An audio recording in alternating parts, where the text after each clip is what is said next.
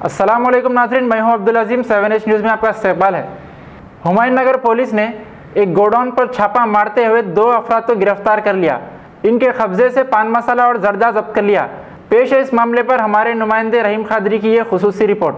हुमायूं नगर police team और 7H news channel के नुमाइंदे रहीम कादरी ने मिलकर एक घर में छापा मारते हुए स्टिंग ऑपरेशन किया, जिसमें 4 लाख रुपए मालियत का पान मसाला और जर्दा जब्त किया गया। इस वाक़े में एक टाटा इस गाड़ी को भी जब्त किया गया और 2 अफराद को गिरफ्तार किया गया। मज़ीद तहक़ीक़ात जारी हैं। मज़ीद जो भी इत्तला मिलेगी हम आपको अपडेट्स देते रहेंगे।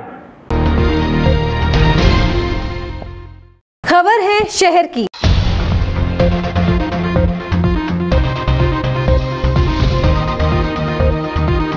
खबर है गाँव की।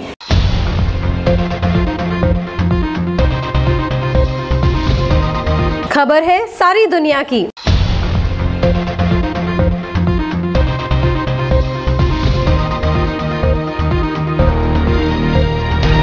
न्यूज़ पसंद आए तो लाइक कीजिए, शेयर कीजिए और सब्सक्राइब करना ना भूलें। 7H न्यूज़, आपकी आवाज़।